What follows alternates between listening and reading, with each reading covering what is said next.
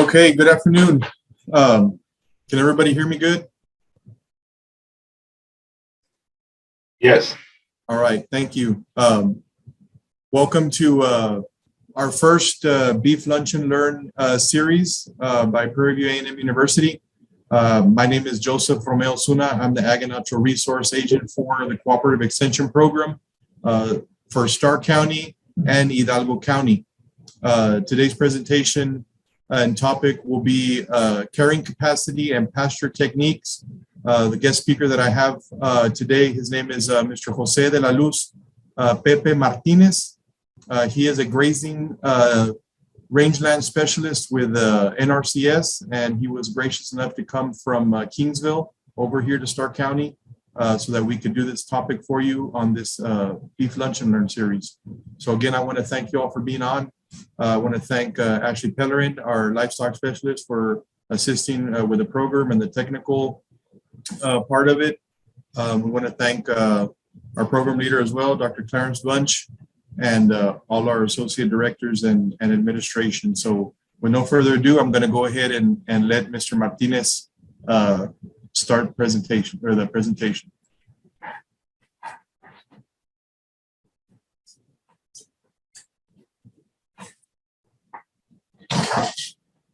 What camera? This one here. Hello everybody. It's good to be here and share some information about stocking rates in range and pasture. I'm going to talk to you about information on grazing management techniques that we can use to promote grazing land conservation. And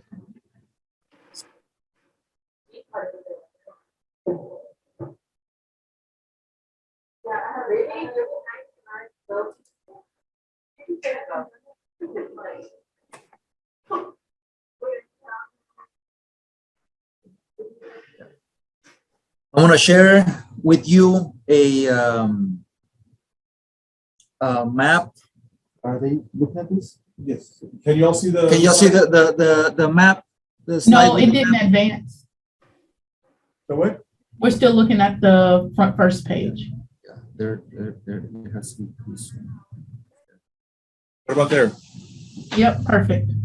Hey, sorry about that. I want to share with you a map of Texas. Again, my name is Jose de la Luz Martinez. I'm a grazing land specialist.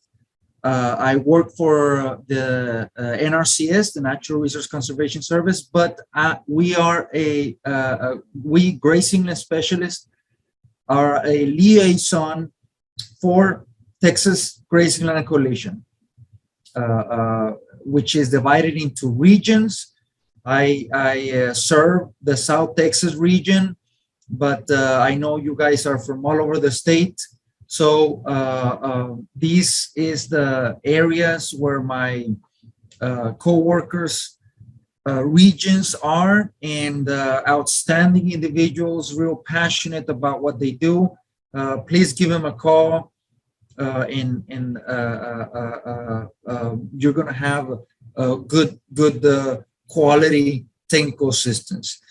The objective of the Texas Grazing Land Coalition is to promote grazing land management and conservation by providing high quality technical assistance and outreach and education. So keep that in mind.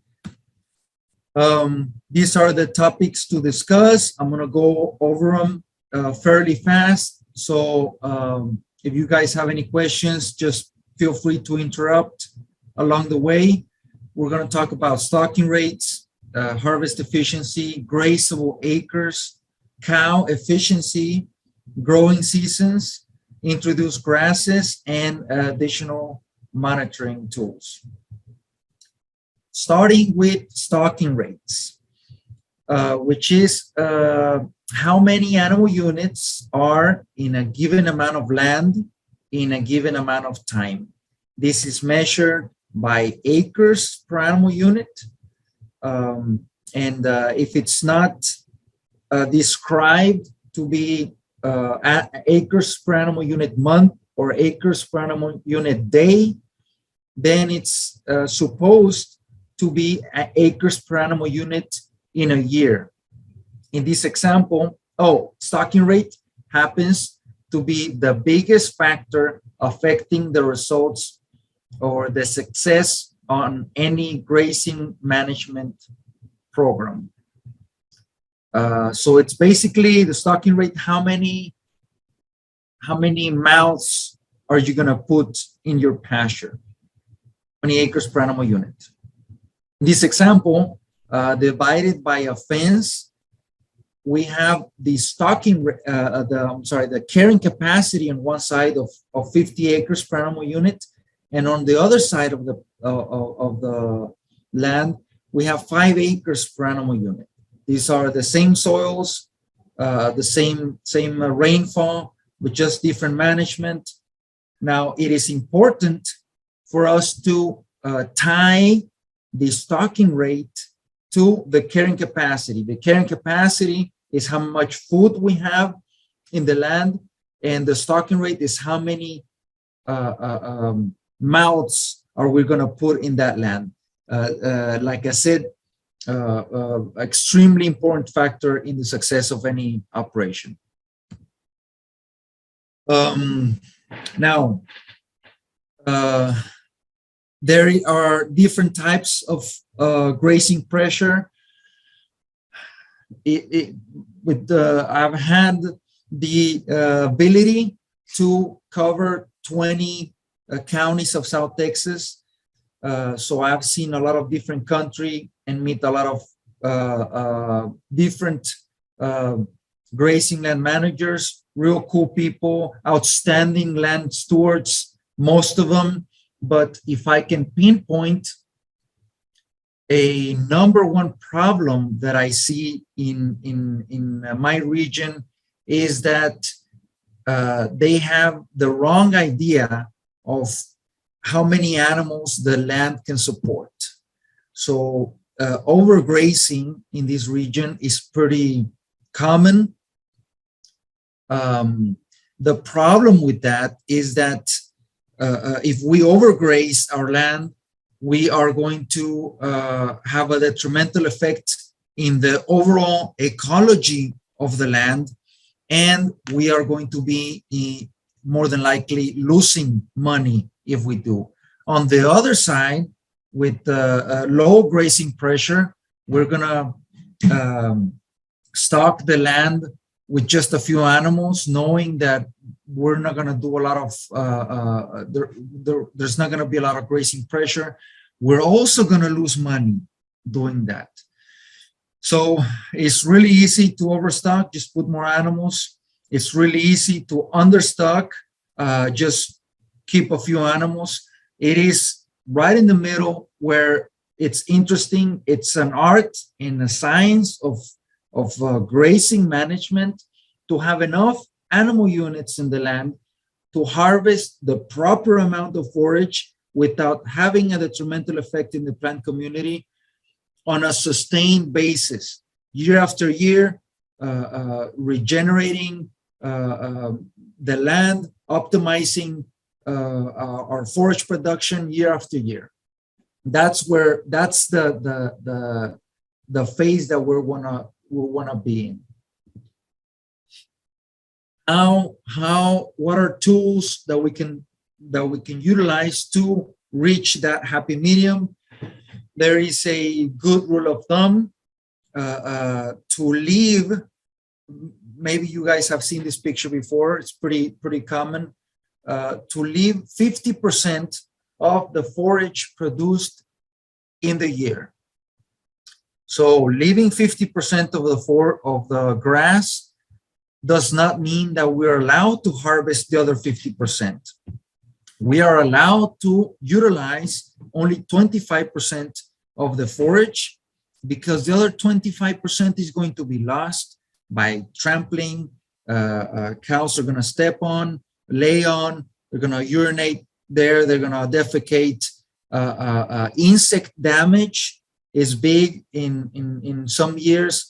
Wildlife also utilize grasses. So you name it, we're gonna be losing about 25% of the forage produced in a year, and the 50% should be remaining, and then the land should be rested or deferred.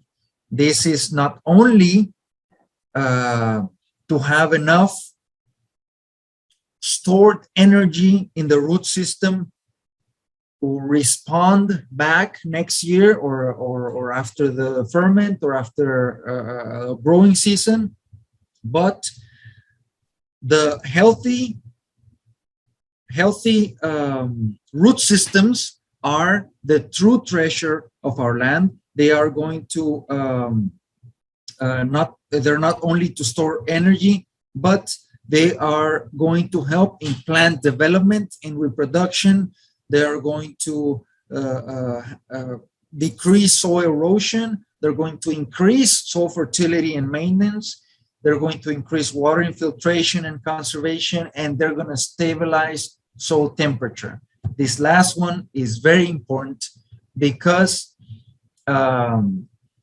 soil can reach 140 degrees Fahrenheit real easy if it's bare, especially in the summer months, especially in South Texas. It's real easy. If that happens, the good bacteria in the soil is going to die, and it's going to make that patch of land that was bare and fertile for a long period of time.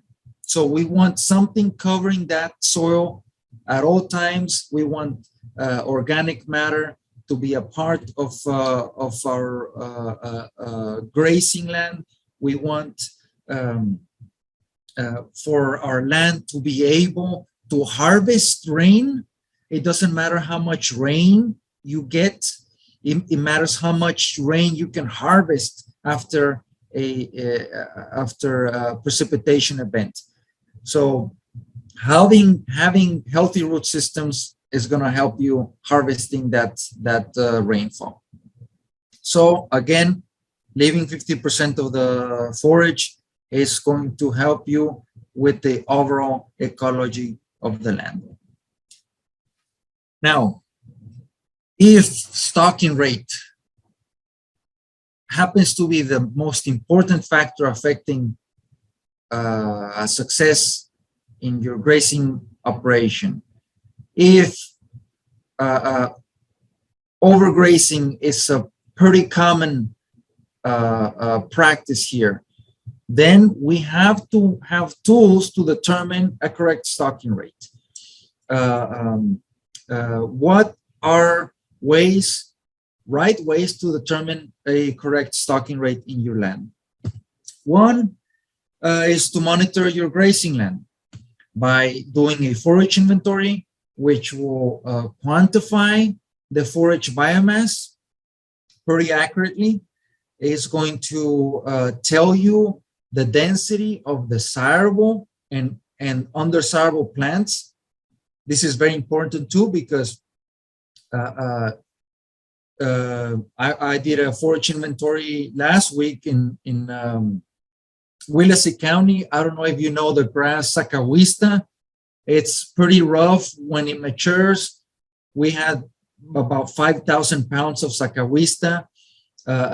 We know as grazing and technical advisors that not all of that is going to be grazable. Cows are not going to take advantage of the total amount of that forage. Then we had about 800 pounds per acre of sandbur, which is also an undesirable. Cows are not, if they have an option, they're not going to graze it. So knowing the desirables and undesirables is a very important thing to know. After doing a forage inventory 2 or 3 years, then you can see the trend that the ranch is going, whether having more desirables or more undesirables after 2 or 3 years, and understand why, and tackle that problem if there is one.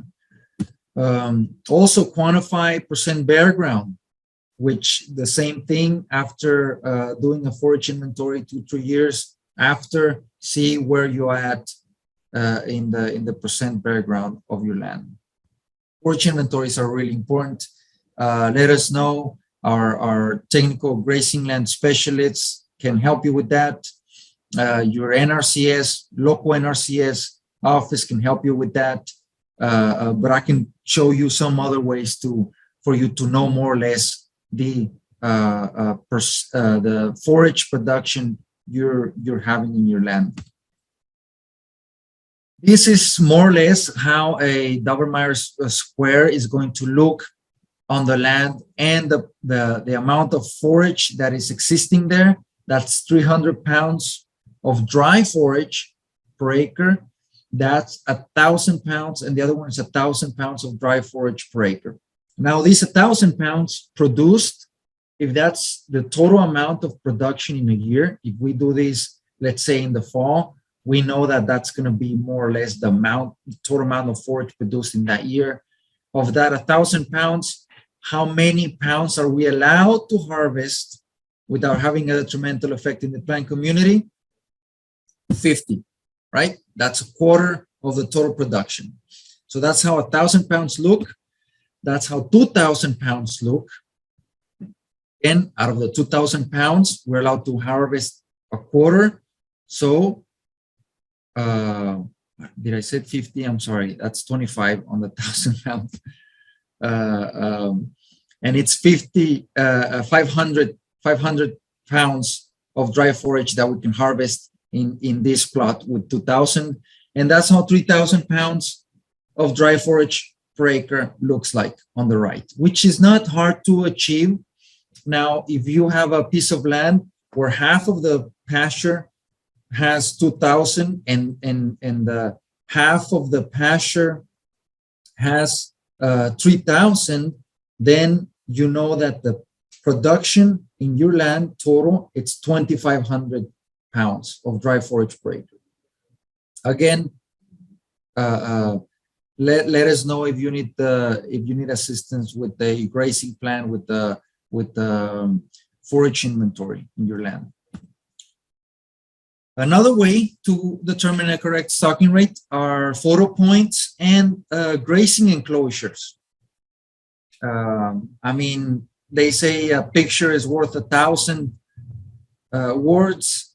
If you have 5 or 6 of these scattered throughout the ranch and take a picture every year and compare them, well, 5 or 6 of these then are 6,000 words of information that you have in the land. So important tools to have in determining a correct stocking rate in your land. Also, 2 things that I've seen that are greatly overlooked in the area that I serve. One of it is grazable acres, and the other one is animal unit equivalents. On grazable acres, let's have an example. This is a ranch in Brooks County. Let's say if I do a forage inventory in the areas that are producing grass, in average is producing 3,000 pounds. And it's about, and the ranch is 700 acres. So that is, on 700 acres, in average, they can have 52 animal units or a stocking rate of 13 acres per animal unit, which is okay for that region. They need 13 acres to feed 1 animal unit year round. But here's the thing. How many of those 700 acres are truly grazable, okay, accessible to a cow? What are grazable acres? Grazable acres are how many areas have the potential to produce forage that is accessible for grazing, okay?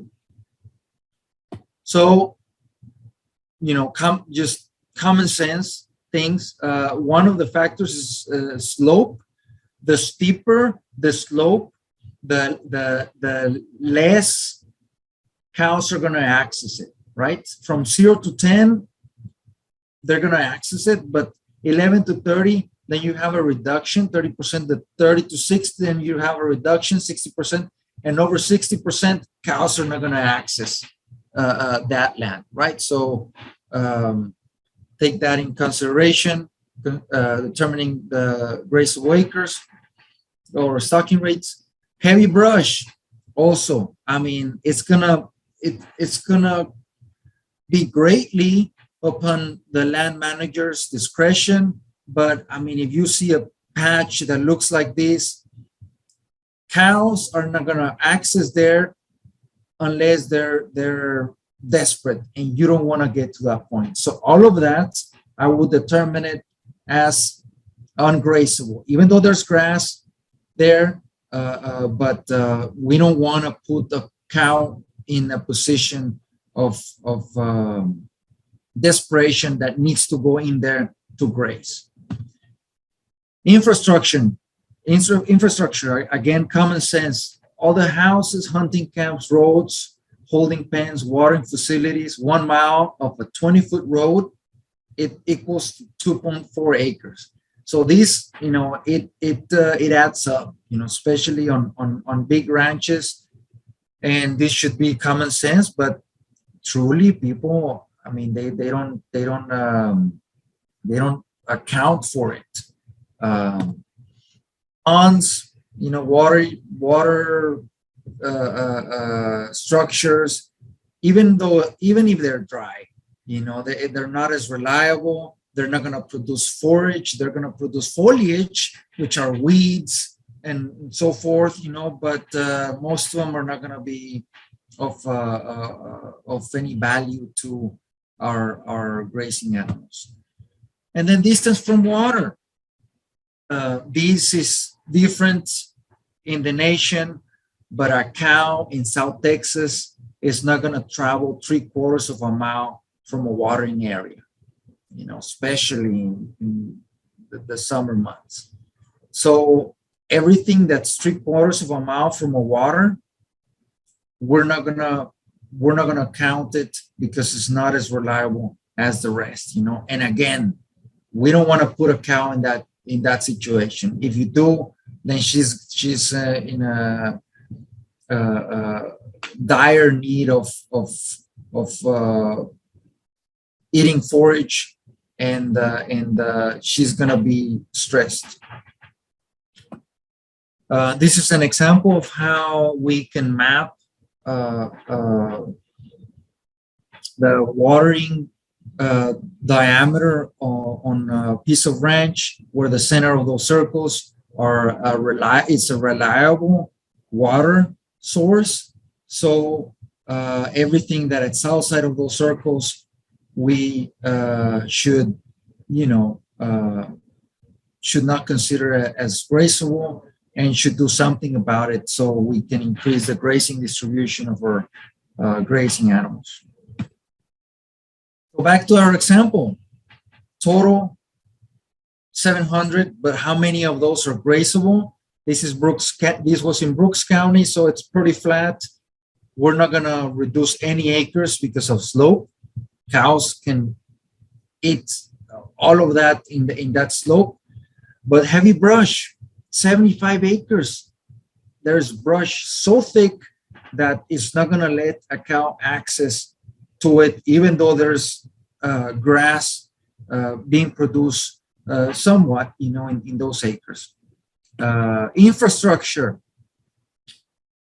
old pads, hunting camps, holding pens, roads, all of that accounts to almost 13 acres on this land, so it adds up.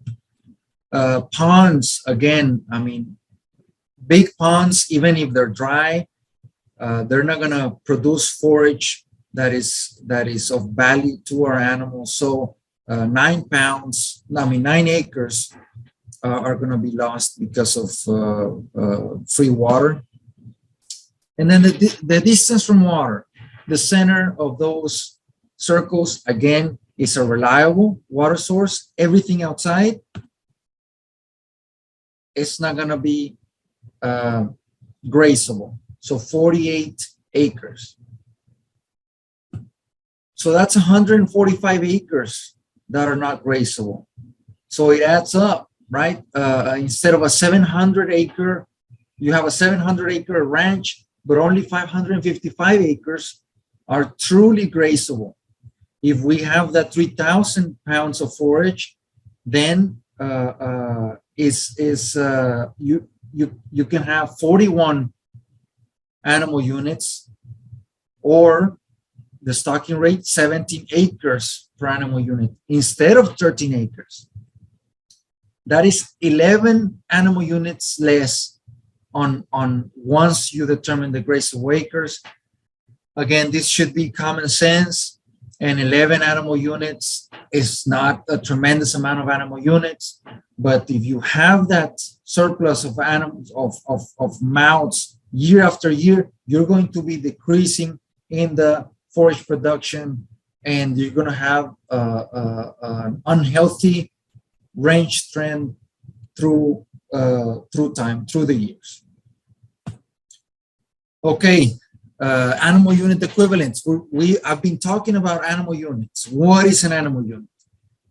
An animal unit, it's a cow that weighs 1,000 pounds, and she is going to require 26 pounds of dry forage per day. 26 times 365, it's 9,940. That is, but we make a conversion to 10,000, which is a conservative amount, and it's easy to remember. So 10,000, she's going to require 10,000 pounds of dry forage per year. Okay, this is a little graph to show the comparisons of animal units. So 1,000-pound cow is 1, and a calf that is 500 is 0.5. 1,200-pound cow is 1.2, so forth and so on. Goats, deer, nilgai, so forth. So that's a comparison of animal units. So if we have, like the example we gave, 3,000 pounds produced in a year, we're going to need 13.3 of those acres, of those acres producing 3,000 pounds to feed one animal unit. We need 13.3 to feed one animal unit year round without having a detrimental effect in the plant community. But we're going to need 16 of the same acres to feed a 1,200-pound cow, and we're going to need 20 of the same acres to feed a 1,500-pound cow. Okay? This is a problem, current problem. Okay, this is to show you a comparison. The cow on the left, on your left, is over 1,300 pounds, and the cow on the right is 1,000 pounds. She's one animal unit. This is a problem because we don't see very many cows that are 1,000 pounds anymore. You see them, and I mean they look like midgets. You know, they look like an extremely not even a moderate frame cow. They look like a small frame cow compared to the other ones. You know. Now you see the calves there.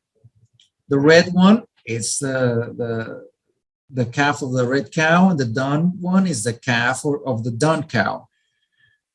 They're the same size. And at weaning, the red calf, it's going to give me, 5 pounds, maybe 10, 15 pounds heavier than the other one. But even if it was 15 pounds heavier, that does not justify the amount of forage that the red cow ate through the year, and year after year. They're both going to give me a calf. So it is not efficient to have a bigger animal because of this reason. Now, in the last 50 years, the average size of a cow has gone from 1,000 pounds to 1,400 pounds. This is that's the average of the cow in America now. So, and that's the average, 1,400 pounds. You know, you go to the sale barn, you see 1,700-pound cow, and they'll sell good. You know, it's attractive to see a huge animal to our producers. You know, because they want a big calf. You know, they think a big cow is going to give a big calf, and maybe so, but not enough to justify the amount of forage she's going to eat throughout the year compared to a small or moderate frame cow. I thought this picture was interesting. There's a 1950 champion Angus bull on the left and a 1980 champion Angus bull. You see the comparison? So bigger is better for our cow-calf producers. Bigger bull, bigger cow, bigger bull. And who did this, you know? Who did this and why? We did it. Cow-calf producers did it. We wanted a bigger calf no matter what. We divorced completely the efficiency of a cow wanting to produce a bigger calf at weaning. Now, nobody's complaining about this because the rest of the organizations in the cattle business, a stocker operation, they're not going to complain because a bigger a calf is going to gain more. And then you have a feeder operation, they're not going to complain because a bigger calf has a potential to grow bigger, so they're more efficient for them. And then you have the last one, which is your packing plant, which are not going to complain about that either because it takes about the same amount of time and manpower to harvest and pack a big animal than a small animal. So these guys are making more money, but the cow-calf producer is not. So in a piece of land where you can have 100 head that are 1,000 pounds, now you can have 71 head that are 1,400 pounds, right? And this is a problem. According to the U.S. Meat Animal Research Center in Clay Center, Nebraska, the average Angus, Red Angus, and Hereford cow in America weighs over 1,400 pounds. Whenever I give a grazing plan or a forage inventory determining a stocking rate to a piece of land, a producer is going to see it and they're going to see the number that I recommend in the land, and they're going to be, well, Pepe, my daddy used to have 80 more head, you know, than what you're telling me. And the way I try to sell the idea of conservation is more than likely your daddy had less brush, and more than likely the animals that your daddy had were a lot smaller than what you have, you know. So that compensates, because we think of animal units and automatically we're thinking about head. And the thing is that a 1,400 pound cow is not one animal unit, is 1.4. So important things to consider when determining correct stocking rate on your land. Now, as you guys may notice, I like pictures in my presentations because I'm a very visual guy. I'm like a kid. I like to see pictures. I'm going to show you. I'm about to show you a slide with a lot of words. I don't like it, but it's a really important slide. So bear with me. It's just the final conclusions on research done about cow size efficiency. And it talks about how a smaller, more moderate frame cow is going to reach sexual maturity faster. One, that cow, because it reaches sexual maturity faster, it can give one more calf in their lifetime. Two, and three, the size of the weight of calf weaned of a bigger animal is not going to have a significant difference, so that makes a smaller, more moderate frame animal a lot more efficient cow to have, especially on areas that where the stocking rate of a piece of land fluctuates a lot year after year, where you need to be the most flexible. You need to have animals that you can work with and pull the trigger, get them out as flexible as you can.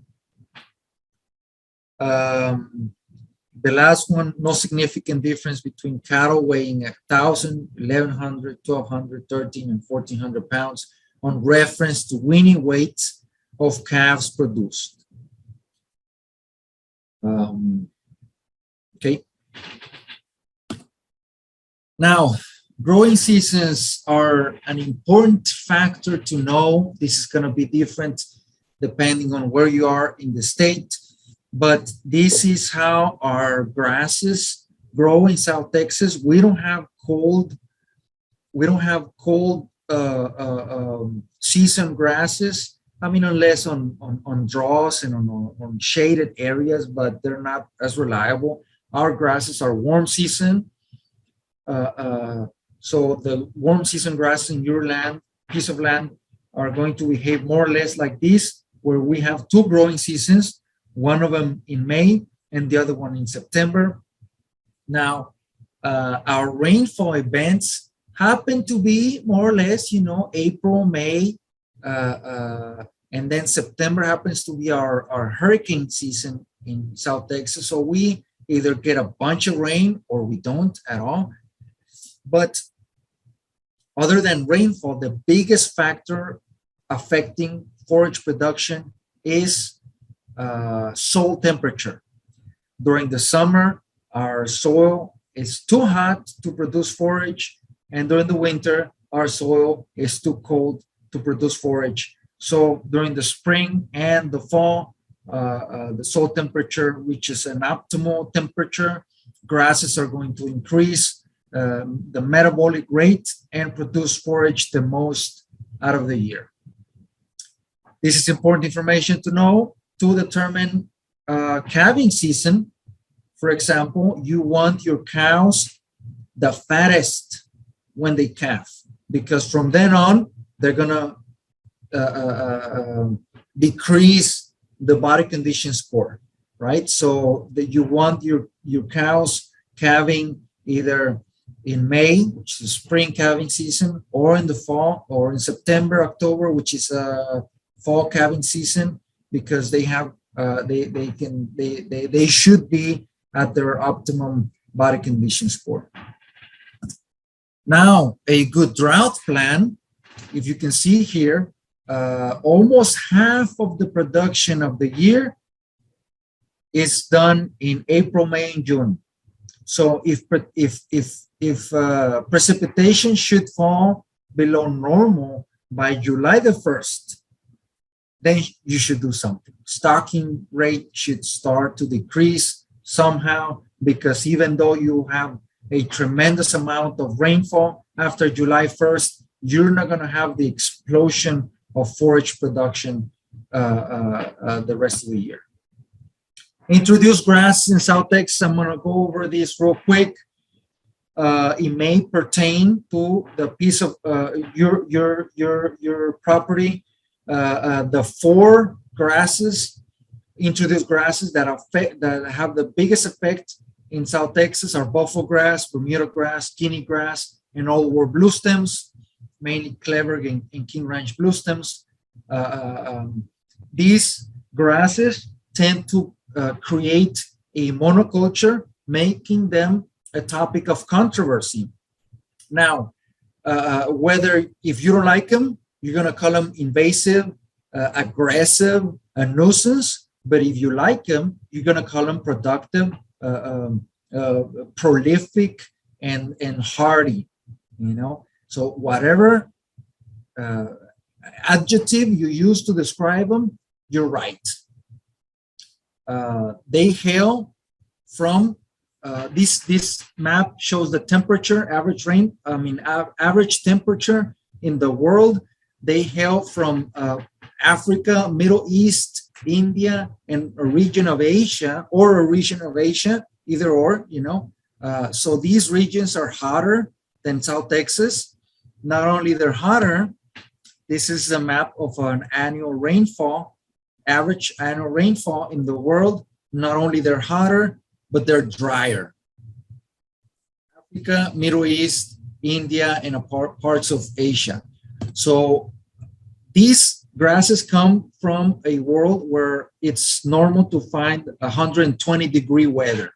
You know, we don't reach 120-degree weather. Our summers are 100 degrees. They're pretty harsh for us, but they're not, us as our native grasses, but they're not as hard to these grasses. While our natives are dormant, these grasses are active, producing seed and germinating. Other tools to manage grazing. I was going to say about these grasses.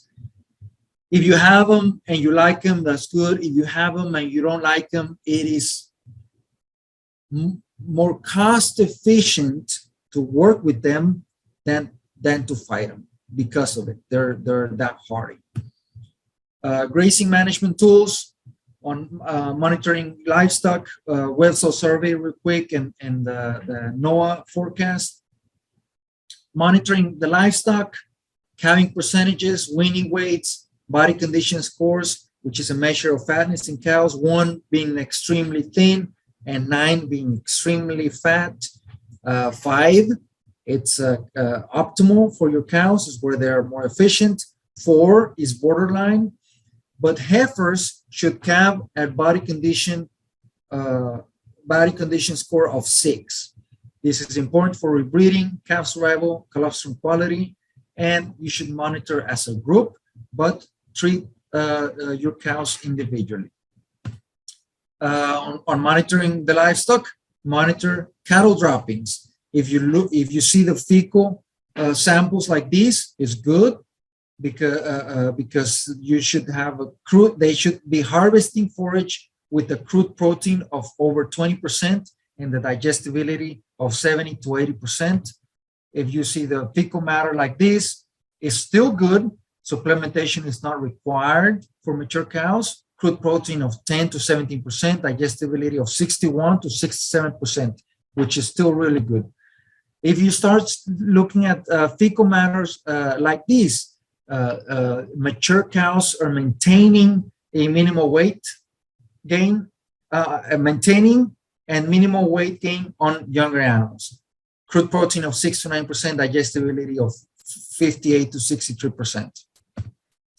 If you see fecal samples like this, forage is below maintenance requirements for all classes of beef cattle. Crude protein less than 5%, digestibility less than 56%. Tools, there's an app in the phone called Cow Poop Analyzer that you can take pictures of your poops and compare with the other ones to more or less the value of the forage that your animals are eating, consuming. There's another tool called nutrient balance analysis. If you're interested, Google it, and you're going to have all the information on how to get a sample kit where you can collect the fecal matter and send it to the Texas A&M AgriLife Extension Lab, and they can tell you exactly how much crude protein and digestibility your cows are consuming, and how they're gonna look in a month, whether they're decreasing body condition score or increasing body condition score, and it's it's good information to have. Another one, web soil survey. Again, Google it. The first thing that's going to pop out is it's our web page. You click the the big green button, start web soil survey, and then you're going to zoom in to the area of interest. You zoom in, and then you map your ranch, and you're gonna get the soils. You're gonna get the soils that you have on your land, and with the soils you have ecological site descriptions. You have rangeland productivity and plant composition. You can play with this tool. It's free. It's the biggest, most complete analysis that it's done in the world. The web soil survey, mapping the soils of all the country. No other country has this, and if they do, they're smaller countries. So this is the biggest one. Take advantage of it. It's completely free, and you're gonna have each soil, like you see here, on a favorable year, 4,500 pounds of dry forage. On a normal year, you have 3,500 pounds, and an unfavorable year, you have 2,000 pounds. And then the characteristic vegetation that is supposed to grow there under climax conditions. So really important information to have, and completely free.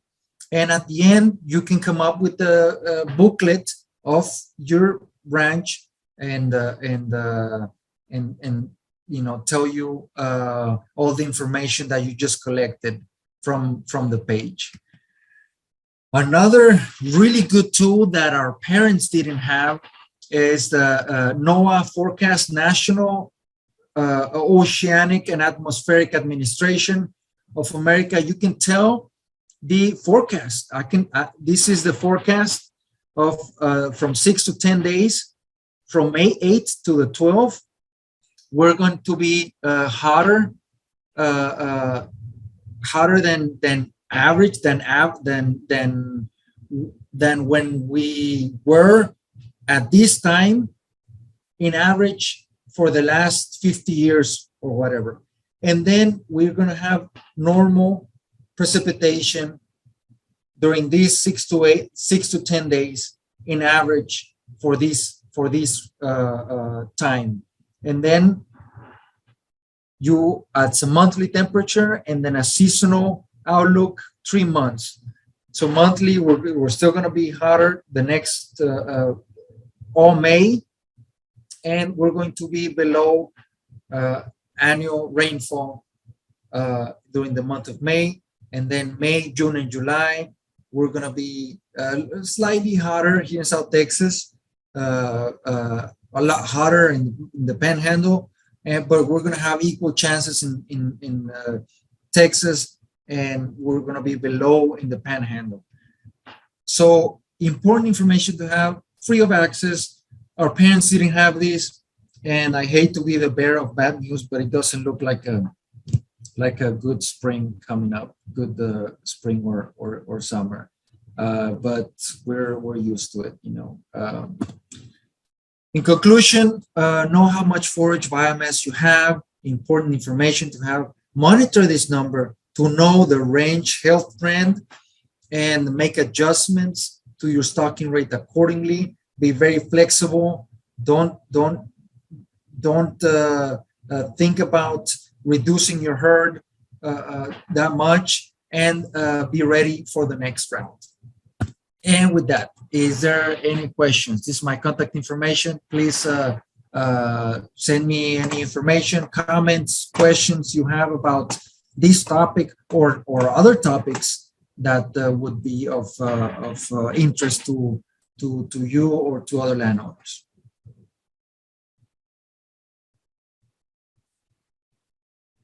I think we're good on time, right? Yes. Are there any questions that anybody has for Mr. Martinez? If you do, you can put them in the chat box or ask them. If not, you can email me, and I can get them to Mr. Martinez, and he can give me an answer or whatever you need. Again, I want to thank Mr. Martinez for coming from Kingsville over today to give his presentation on carrying capacity and pasture techniques. I hope you all were able to pick up some information. There was some good information there, especially those tools for the web surveys and soil surveys and the NOAA. So take advantage of that. And if there's any other things here, Ashley, I don't know if we're good on time or anybody has any questions. I think we're pretty good to go. Guys, I know at the end, I think we're going to be launching a quick poll just to get the information for us. And this kind of helps us, work on our programs for future and the information that you knew and how this program gained of knowledge that you all got. So if you could participate in this and do this for us, we would appreciate it. Thank you.